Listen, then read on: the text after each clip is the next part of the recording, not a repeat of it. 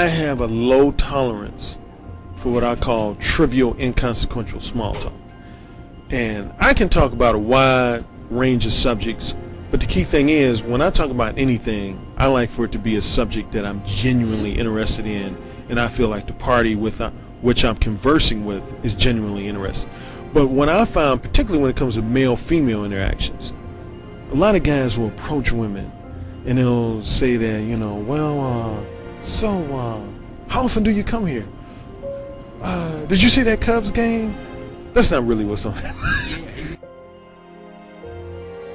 Well, some people, it's funny you mention that, I've gotten into debates because some people say that there's an art to small talk and that to a certain extent you should engage in pleasantly phony banter. I find that in the long run it's a detrimental thing, and here's why.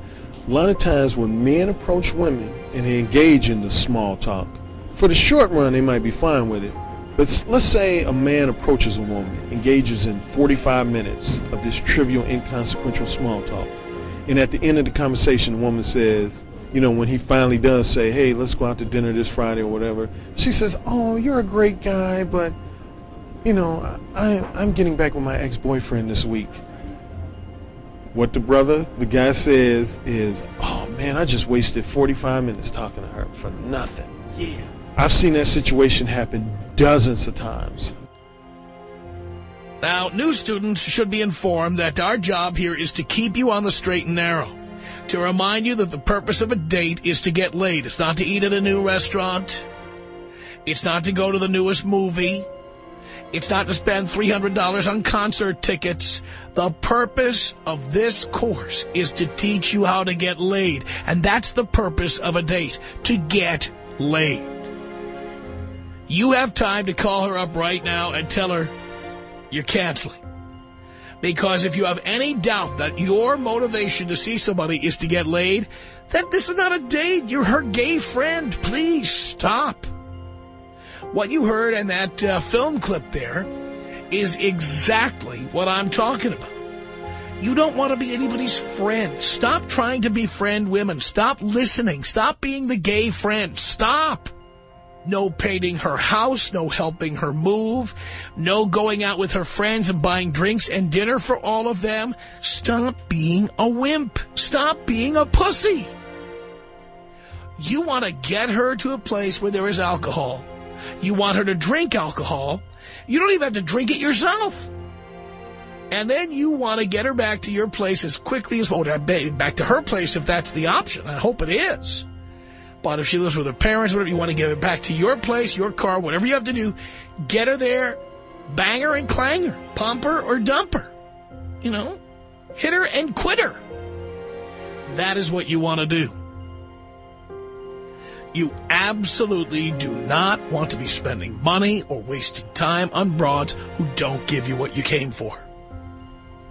So don't.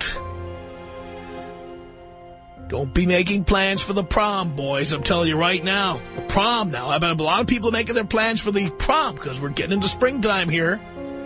The prom is her dream, not yours. If you have so little game that you have to spend hundreds of dollars making her dream come true on prom night in order to get laid, you're pathetic. Not to mention the fact there's no guarantee she'll be with you at the end of the night. She could very well just peel off and go off with her friends or with other guys who spent nothing. Be the guy who spent nothing. No proms for 101 students. No proms. Proms are out. Taking her to an expensive meal, out. Taking her to a concert, expensive tickets, out. Taking her to a sporting event where you bought tickets, out. Boozing and cruising. That's what you want to be doing. You do not, and if you can't drink booze, if you're too young to get a drink, fine. Go to a place where alcohol is served, where you can get in. Like a restaurant that also has a bar, like a hotel lobby. Go there. But absolutely, positively, do not become a sucker, a sap. Do not give her what she wants. Get what you want and get the hell out. And don't feel guilty about it. I talked to somebody I know the other day, and he said to me, don't you feel guilty when you do that? When you pump them and dump them, don't you feel guilty? Maybe I did when I was 18, but no. No, I don't feel guilty. Because she'll put an axe in your back so fast the minute she gets her hands on your money or your house or your ATM card or your credit card, she wouldn't think twice about it. Or the minute she can upgrade to somebody who makes more money than you do.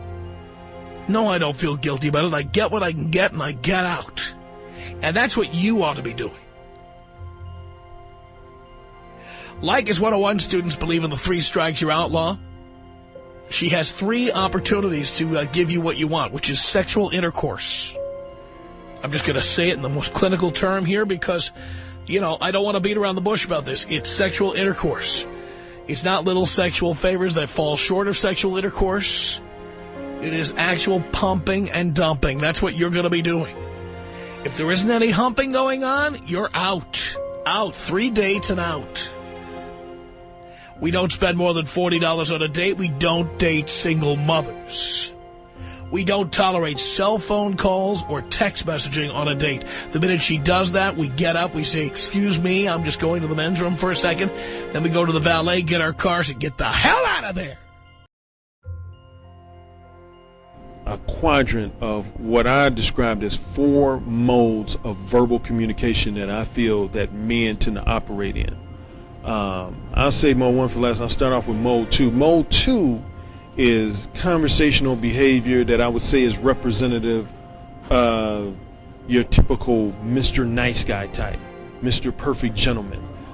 He wants to always present himself as very polite, very well-mannered.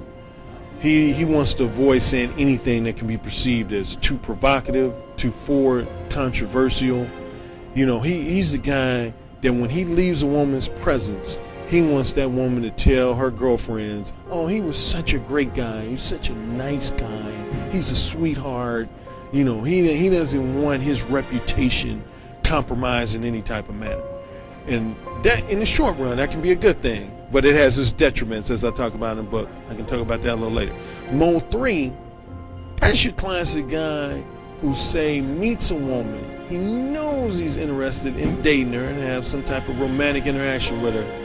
But because of his fear of expressing that, he pretends to be content with just a platonic interaction. What do you call the play brother. Yeah. You always hear women say, "Yeah, I got this guy. He's like my play brother." You know, and a lot of guys, they go with that. They'll say, "Yeah, I'm Linda's play brother." I'm sorry, it's bull, Gerard, man. You know, the brother really wants to hook up with that woman in a more than platonic manner. That's mode 3. Mode 4 is when you've previously exhibited mode 2 and or mode 3 behavior, and you didn't get the reactions you wanted, you didn't get the responses you wanted, and now you're resentful. I'm sure you've run across a lot of guys who just had that chip on their shoulder towards women. I call them the misogynistic revenge seeker. They're like, "Oh man, all women ain't nothing. I hate all of them. Forget all of them. They ain't nothing but a bunch of, I can't stand them." So their whole attitude is antagonistic towards women because they've been hurt. They feel like they've been disrespected, excessively rejected, etc. So now they're bitter. And that's what I call the mode 4 zone. Mode 1 is when you've reached a point where you just are totally self-assured. You express yourself in a very confident manner. You're very upfront and straightforward with whatever your desires, interests, and intentions are in regards to dating. And if those interests are not reciprocated, you're basically like, so what? You move on to the next young lady. But you let your interests be known up front so that you don't waste time. Like I talked about the small talk. Said more one guy wouldn't engage in 45 minutes to an hour of small talk only to have a woman say at the end of the conversation, "I'm married," or "I'm getting back with my ex-boyfriend," or etc. They would know within the first 5 minutes whether they have a chance of hooking up with that woman or not. Well, that's been the kind of comment sometimes. This is what I found. It started for me, a few years ago. Because of my low tolerance for small talk, a lot of times when I would approach women, I would be very upfront, very provocatively straightforward in regards to my desires, interests, and intentions. And it was almost this pattern I would get as far as a reaction. For the first 2, 3, 4 minutes, women would kind of freak out. You know, excuse me? Come again? I beg your pardon? What did you say? Because most people, quite frankly, aren't used to straightforward honesty. So it would always throw them for a loop initially. But then, as the conversation would go on, they would become more relaxed. You know, we'd be smiling, laughing. And what happened is some of my friends would see this from afar and they say, dude, what? They would nickname it the Jedi mind trick. They said, what's this Jedi mind trick you're using? I said, what are you talking about? They said, I notice how you approach women, and initially it look like those women are having an adverse reaction to you. Sometimes it look like they're on the verge of cursing you out. But then 10 minutes later, you got them smiling, they write down a number. And I said, I'm just very upfront and straightforward with where I'm coming from. And initially, they're not used to that. And so my older brother, Steven, he was even skeptical about it. He had heard about it from coming. He was like, you know, what's this Jedi mind trick thing? What's this? And I just told him, I said, I'm very straightforward. And just listening to me, he wasn't a believer. That he saw me in action a couple times. He said, oh, dude, you got to put this on paper. You know, you got something going here. And so he would always encourage me to write, and I kind of would always blow it off. Finally, the first thing I did was I created this 25-page pamphlet that I called the Mode 1 Principles. And after I wrote it, honestly, didn't think too much of it. But what happened, he was a sales manager in San Diego, and he had these guys working for him. And there was 2 in particular that almost every day, he said, came in complaining about their social life, love life, sex life. And so finally, after weeks of hearing them complain, he said, hey man, you need to check out this pamphlet my brother wrote called the Mode 1 Principles. And I said, what's that about? And he gave him a nutshell. He told him it was about being more upfront, more straightforward, more self-assured. And they kind of waved their hand like, oh. Here's the thing, and I get this from a lot of guys. They said, you can't be honest with women. What are you talking about? You can't let women know what you're really thinking, which is the subtitle of my book, Let Them Know What You're Really Thinking. Like, you can't let women know what's really. My brother was like, yes, you can. I'm telling you, I've seen my brother in action. So they reluctantly read the pamphlet. One guy, he was going on a date like once every 5 to 6 weeks. After reading my pamphlet, he started going on like 2 to 3 dates a week. The other guy, his wasn't so much about quantity. He had one particular female who he was intimidated by. He was I'm sure you know guys, they had that one woman like, I want to approach her, but I'm just scared. That's how he was. He was scared to approach the woman. He read my pamphlet, finally approached her. They ended up dating. I want to say less than a year later, they were engaged. So they came back just really lavishing that pamphlet with praise. They told my brother, they said, tell your brother to publish this as a book. He is on point with this stuff. This upfront, straightforward stuff works. They are so fearful of being perceived as too forward, too candid, too provocative. They don't want that because their main thing is they're all about being liked. They want everybody who knows them to say pleasant things about them. You know, he's a great guy. He's a nice guy. He's so well-mannered. He's so polite, etc. They almost, I would argue, are become addicted to those flattering compliments that they don't want to say anything that they think might even in the least bit way make a woman say, you know, what did you say? So when they first approach a woman, their first objective is to make sure that woman likes them, feels comfortable around them. Then once they know that they're liked and then the woman feels comfortable, then that's when they're willing to say, okay, I'm interested in you, or let's go on a date, or etc. But initially they want to do all the flattery, all that, oh, you look great today, you're such a great person, I love your personality. They want to make sure that woman is flattered. But again, one of the biggest detriments of that is a lot of times they end up engaging in conversation for 20 minutes, half hour, only to find out at the conclusion of the conversation that the woman's not interested. Whereas Mode 1, he finds out when? He finds out within the first 5 minutes. You know, a Mode 1 cat will come in the room like, next Friday, next Saturday. The woman's like, excuse me? You're excused. Next Friday, next Saturday. We're hooking up next Friday, next Saturday. I got free, both free. And the woman was like, wow, you just come out with it. Yes, I do. See, initially, when you come like that, someone will say, aren't you cocky? Or, you think you could just approach me and say, we gonna hook up next Friday, next Saturday, who you think you are? And see, the Mode 2 guy doesn't want those type of criticisms and feedback. He can't handle, being called cocky and all that, because he's gonna be like defensive. No, I'm not. I'm a great guy. I'm not cocky. Whereas Mode 1 guy is basically like, come on with those subjective criticisms. I don't care. All I care about is you and I hooking up next Friday, next Saturday.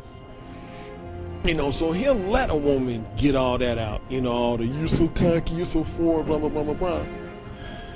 But he knows ultimately, more than likely, she's going to reciprocate the interest. And in the event that she doesn't, he didn't waste any time. If she says, I'm not interested, what did he waste? 2, 3, 4 minutes?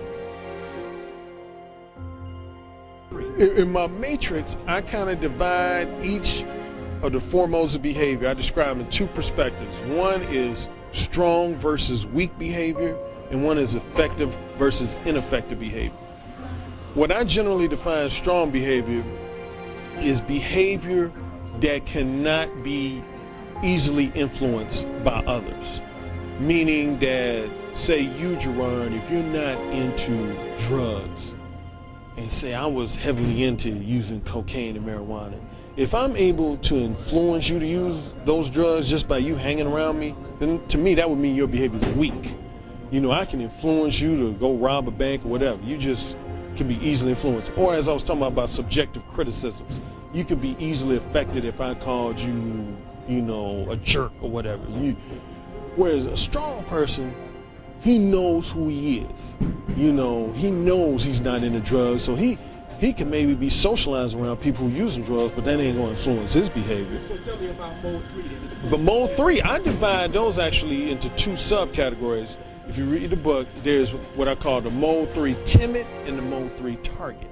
The Mode 3 timid, that's a guy, and I'm sure you've met guys like this, who are just dreadfully afraid to approach women, period.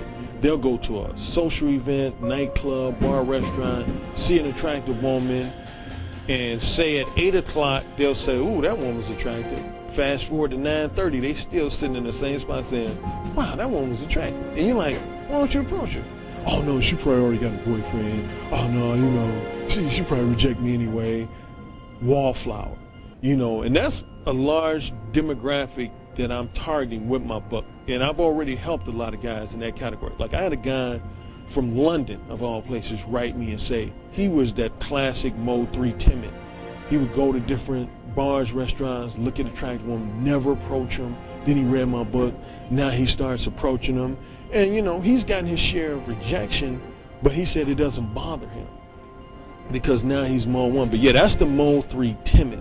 Mode 3 target is what I like to think of as a guy who was formerly a Mode 3 timid, but now because he has a great job, he's driving a Mercedes, got a house on the beach, he uses his money and material possessions as the basis for his false confidence, I call it. So what he'll do, he'll approach a woman, but what he'll immediately start talking about is what he has. He'll say, hey, I have a degree from Harvard, and my Mercedes is right outside, and I own a house on the beach.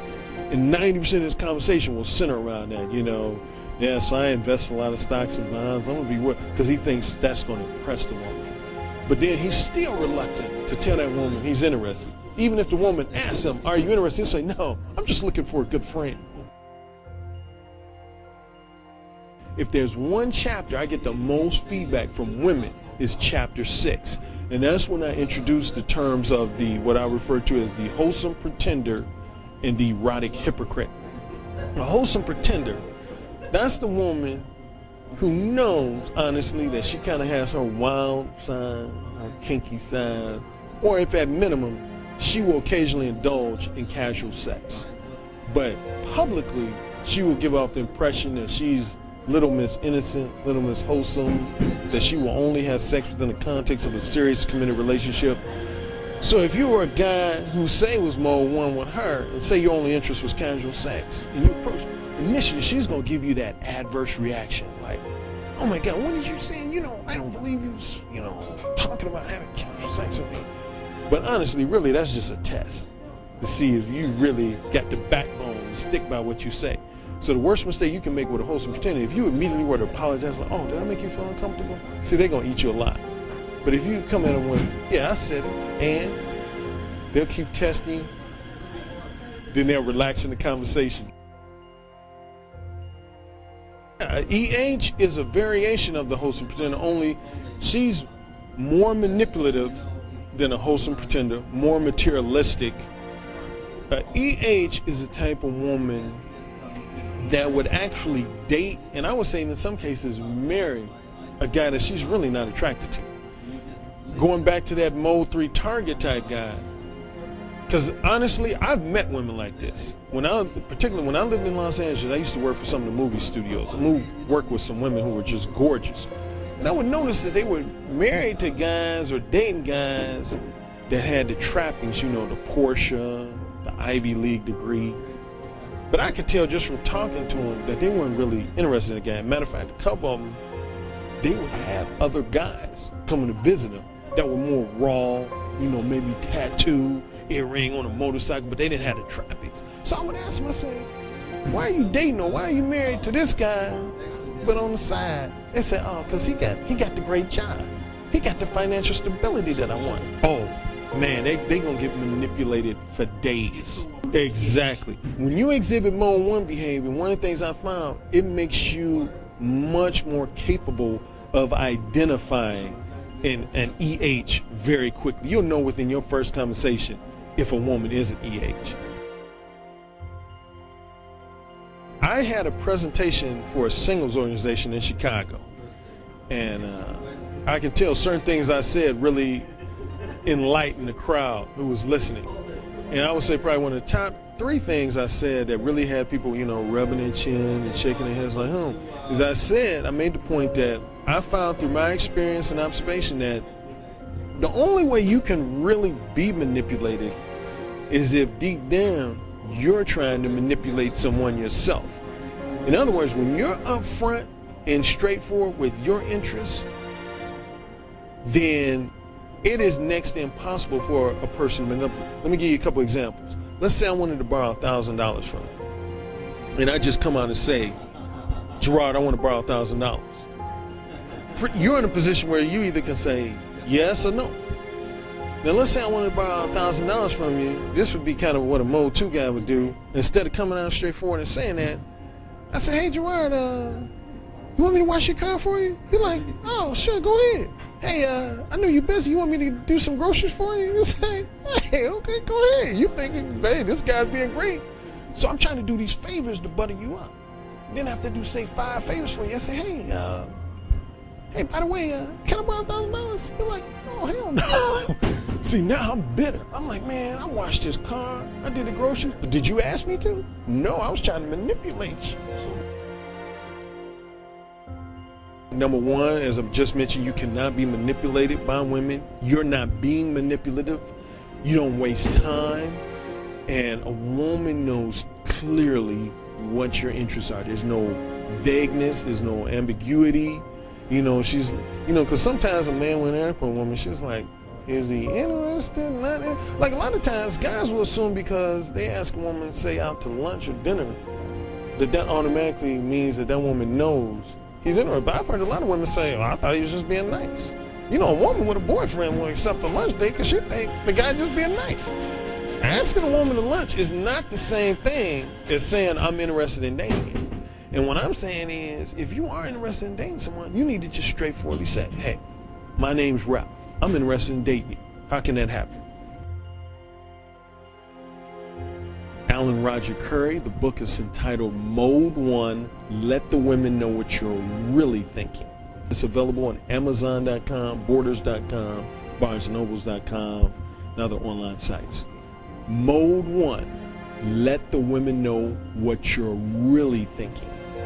Alan Roger Currie. Never date single mothers. Dating equals porking.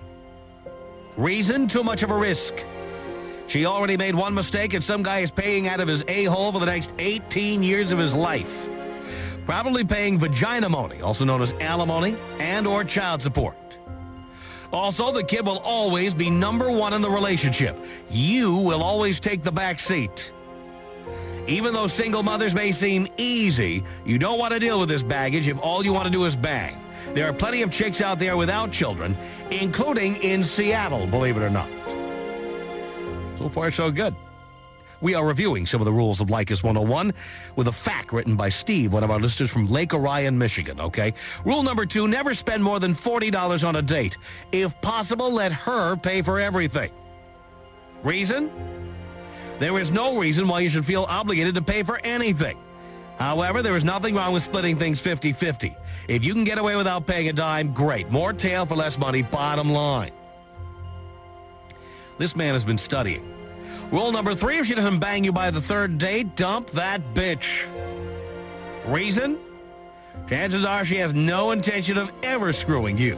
Why should you invest your time when she just wants to string you along? You'd be wasting time and money, so move on. If she really wants to bang you, she will come to you after the 3rd date ends.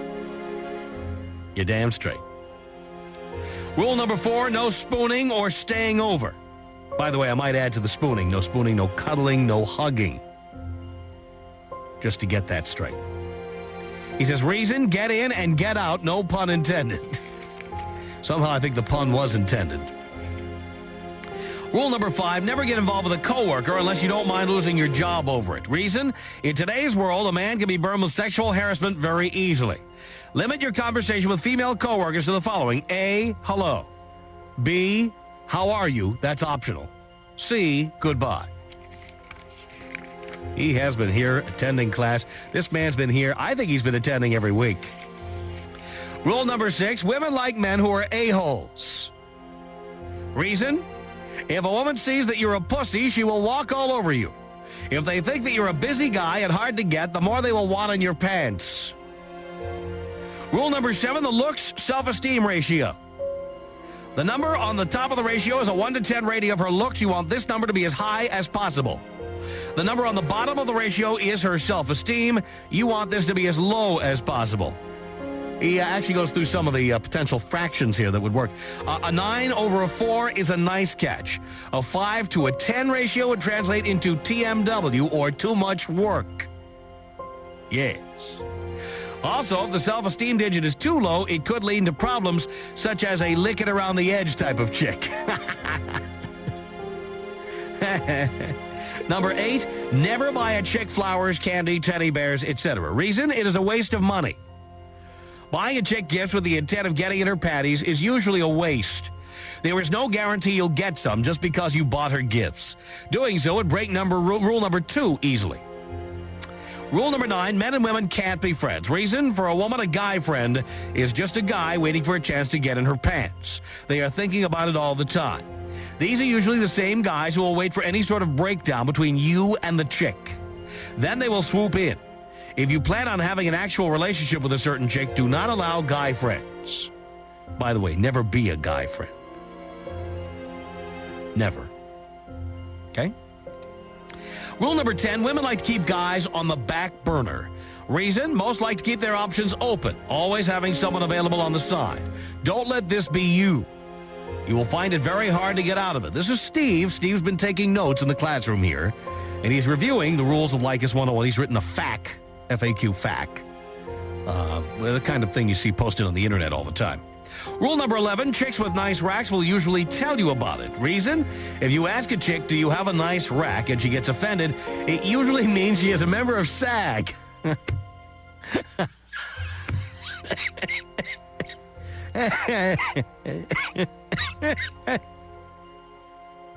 Excuse me. I had to press the cough button there.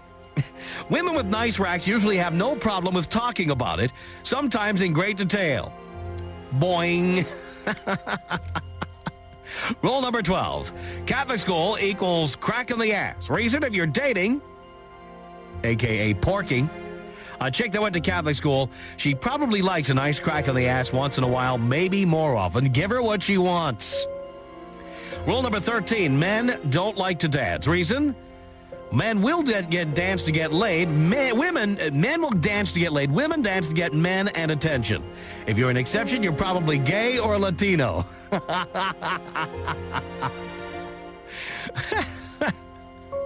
You know, it's funny reading this stuff back. Sometimes I forgot I said some of this stuff, and it's kind of funny seeing it coming back at me. Rule number 14, women by nature are attention whores. Reason? Self-explanatory.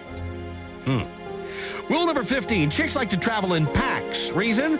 This allows the hot ones a means to escape. Usually it's the ugly one in the group that will ruin your chance of separating one of them from the group. Your chances of getting laid are better when you split them up. Rule number 16, fat chicks give good hummers. He says reason's still a mystery. No, the reason is not a mystery. This is not correct. The reason is, again, class, follow along with me now. Let's all say it together. Why do fat chicks give good hummers? Fat chicks love to eat. That's right. Very good, class. Rule number 17, never get married until you're in your 30s. I actually did say minimum 25. Reason, lack of experience. Wait until you've had your share of partying. If you're considering a threesome, for example, do it before you get married to get it out of your system. Absolutely right. Rule number 18, never carry or hold a chick's purse. Reason, they are testing you. Don't do it, bottom line. Rule number 19, buying drinks helps. I don't know if I can take credit for that one. Reason, women like to have the booze factor. A little Jägermeister works wonders. Also, when a guy buys a chick a drink, it means either A, he wants to see her naked, B, he wants to bang her, C, both. True, true, true. He says, thanks for the public service, Tom. You're more than a host of a #1 radio show. You are a man.